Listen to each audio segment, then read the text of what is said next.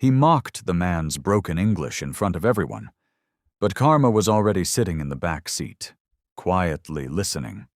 Derek Miles was used to being noticed. With his polished shoes, designer coat, and gold watch that screamed old money, he stepped into the Manhattan street like he owned it. When a yellow cab pulled over, he barely glanced at the driver before sliding in. JFK, and try not to take the scenic route like the rest of your kind, Derek muttered, already checking his emails. The driver, a middle-aged immigrant named Sanjay, glanced at him in the mirror. Yes, sir, I take fastest way. Derek smirked. It's, I'll take the fastest way, genius. You'd think after living here you'd at least learn basic grammar. Sanjay's hands tightened on the wheel, but he said nothing. Oh, don't look so offended, Derek continued with a chuckle. If you want real success in this country, learn how to talk like someone who belongs here. From the back seat, a soft voice spoke up. Excuse me. I think you owe him an apology. Derek turned around, surprised. He hadn't noticed the young woman already sitting there when he got in. She looked barely 30, simple jeans, no makeup, a knit cap over her curly hair. Just another nobody, he assumed. I wasn't talking to you, he snapped. She met his glare calmly. You were talking loud enough for all of New York to hear, and loudly doesn't mean correctly. Derek rolled his eyes. Oh, great, the grammar police. But she didn't flinch. You mocked a man who works 12-hour days to feed his kids, pay his taxes, and make an honest living, all because his accent didn't fit your mold. Derek scoffed. Are you seriously defending him? She pulled out her phone, tapped a few times, and held up a screen. A live social media feed. His voice, you'd think after living here you'd at least learn basic grammar, was playing loud and clear. Derek's face turned pale. Oh, she said quietly. And in case you're wondering who I am, my name's Layla Santos. My father owns the largest cab company on the East Coast. This driver, he's worked for us for 9 years. Never once missed a day. Never once had a customer complaint until now. Sanjay glanced in the mirror. You, his daughter? She nodded with a warm smile. And you're getting a raise. Derek didn't say another word, but karma had already delivered its message. And the whole ride to the airport? Silent. The moment the cab pulled up at JFK, Derek yanked open the door and stepped out like the ground burned beneath him. He didn't look back. Didn't tip. Just vanished into the crowd, jaw tight, suit rumpled, and ego bruised. Inside the cab, Layla sat quietly as Sanjay pulled away from the curb. You okay? She asked gently. He nodded slowly. I'm used to it. People see accent, not heart. She looked at him in the mirror, her eyes soft. That's going to change. Sanjay smiled politely, but didn't respond.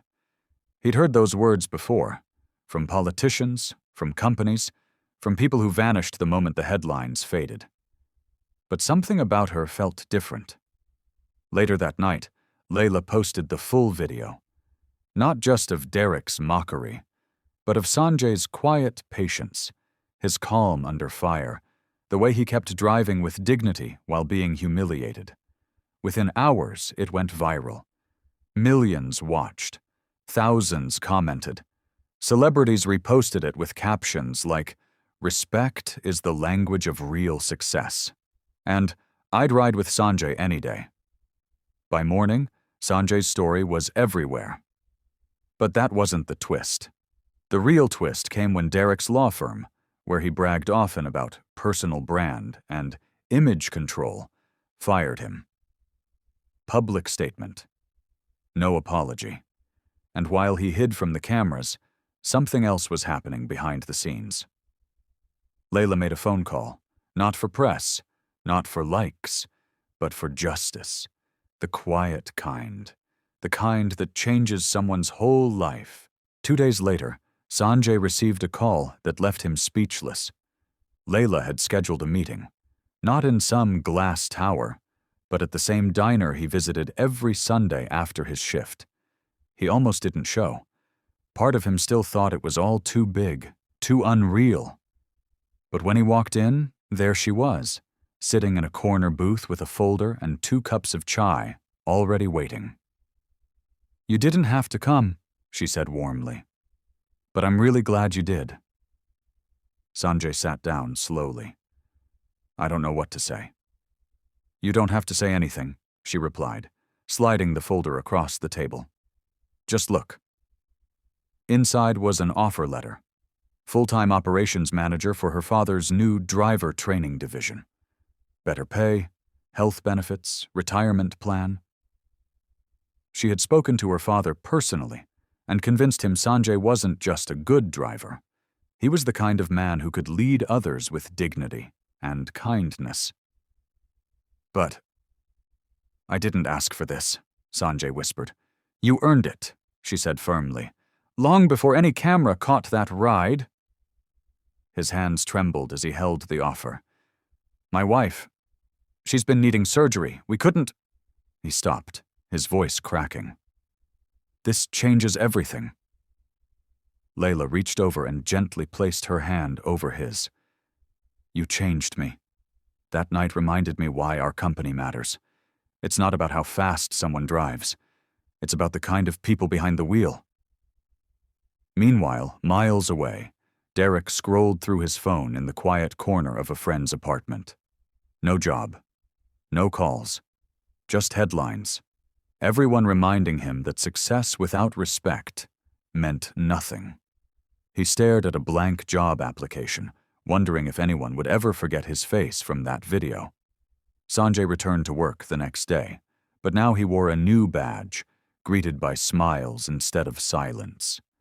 And for the first time in years, he walked into his apartment holding a promise, one he could finally keep to his family. And as for Layla, she made sure the next time someone mocked an accent, they'd remember the man who answered with grace, and the woman who turned it into something unstoppable. 3 weeks later, Sanjay stood in front of a small crowd inside the training center. Once a dusty garage, now a clean, bright space filled with new cabs and fresh faces. He wore a navy blue jacket with the company logo stitched over the heart, a clipboard in one hand, and pride in his smile. He welcomed new drivers not just with rules, but with stories.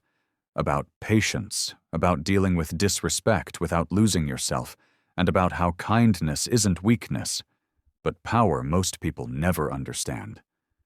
And every now and then, someone would ask, "Are you the guy from that video?" He'd just smile and say, "That was just a regular day." Across the city, Layla watched the transformation from a quiet distance. She didn't need credit. The best part wasn't the headlines. It was watching the small things. Sanjay's kids finally enrolled in a better school. His wife's surgery, scheduled and fully covered. The pride in his voice when he called to say, "My daughter wants to be like you now." But the biggest surprise came when she received a letter. Not from Sanjay, not from a fan, but from Derek. It wasn't long. No excuses, no spin, just a few lines. "I lost my job, my reputation, and a piece of myself. But maybe I deserved it.